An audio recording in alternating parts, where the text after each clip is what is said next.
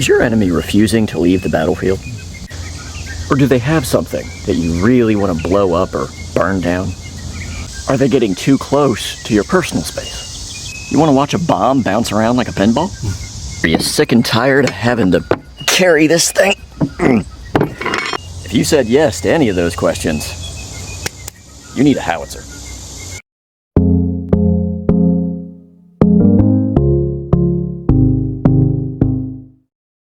So this thing that I referenced in the beginning of the video is a 4.5-inch Coehorn mortar, called Coehorn after its inventor. Now once again, we're going to be looking at a treatise of artillery written by John Muller in 1780. According to his work, mortars are a kind of short cannon of a large bore with chambers. Their use is to throw hollow balls filled with powder called shells, which falling upon any building or into works of a fortification burst, and their fragments destroy everything within reach. When Muller writes about a chamber, he's referencing the smaller cylinder that is sitting inside of the mortar's tube. There's the smaller cylinder there, and then there is the bore, which holds the bomb. In order to load a weapon like this, a powder charge would have to be first placed inside of that internal chamber, and the bomb would simply sit on top. Now when mortarmen were to prime and fire the mortar, priming charge would be placed through that vent.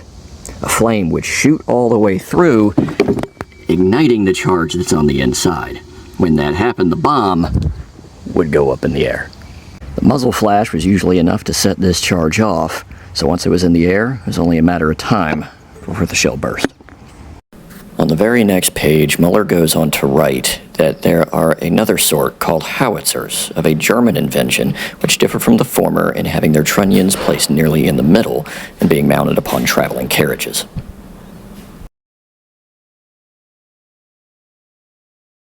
Now the trunnions on any barrel just indicated where it was going to be sitting or how it was going to be seated on its bed or its carriage. So in the case of this mortar, the trunnions are so low that it allows the tube to be raised up pretty high. You can see this mortar here could be elevated up to about 65 or 75 degrees, whereas the trunnions on a cannon are going to be sitting right on the middle.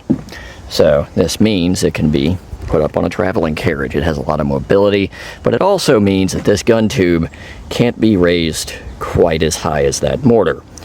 Right, so that's where the howitzer comes in. It blends both worlds together.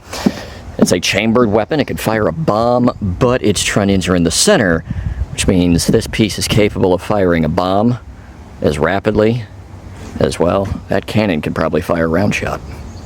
Howitzers typically came in handy during siege warfare, where the artillery would be aiming directly, or indirectly, in some cases, at earthworks, like you see here. Now, if you fire a cannonball directly into those earthworks, the very most it's going to do is just make a dent. That howitzer is going to make a bit bigger of a dent. It's capable of firing these bombs in the exact same way that cannonball would be fired, which means it'll go skipping across that battlefield, land directly in to one of those earthworks, and that fuse at the top is still ticking down. It'll blow those earthen fortifications away from the inside. Now, howitzers were not just limited to firing bombs. They could also fire case or canister shot. Now, this type of ammunition was typically reserved for when the enemy got a little too close for comfort. It was an anti-personnel round, and it was a very effective one at that. You take a look on the inside, it was filled with small caliber iron shot, stacked up all the way to the top, packed in with a wooden sabot. The powder charge would be behind that. According to Muller, both mortars and howitzers were also capable of firing carcasses. Now don't worry about that, it's not what you're thinking. According to him, carcasses are also thrown out of them, which are a sort of shell with 5 holes filled with pitch and other combustible matters in order to set buildings on fire. Because of their versatility, everyone wanted a howitzer in the 18th century, and during the Siege of Yorktown, General Henry Knox realized there was a general lack of howitzers for the American artillery to use. So, he takes mortars, and he starts to improvise a little bit. He has his engineers construct what are known as hobbit carriages. Now, I'm not talking about Lord of the Rings here.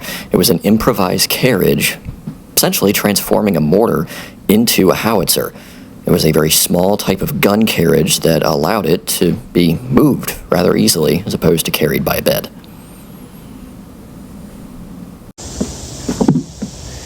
Now, all the moving parts to get a weapon like this to work are as follows. After the bombardiers and matrosses have gotten into their positions, first thing, you got to clean the howitzer.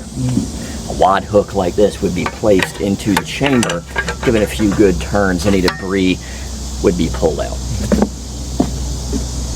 Now after that, a sponge dunked in a bucket of water is going to be introduced into the chamber to douse out any flames that might be left over from the previous shot. Last thing you want to do is accidentally double load this thing.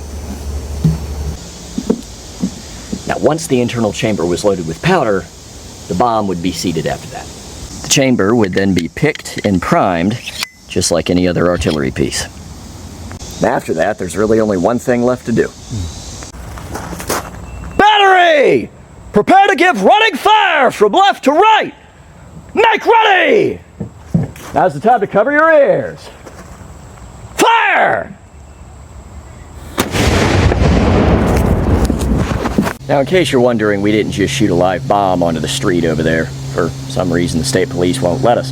But, folks, if you would like to learn more about the Continental Army's artillery, or maybe you'd like to see something like this in person, you can always stop by, see us at the museum, and of course we have more content on the channel for that purpose. But thanks for coming on by, guys. I'll see you next time.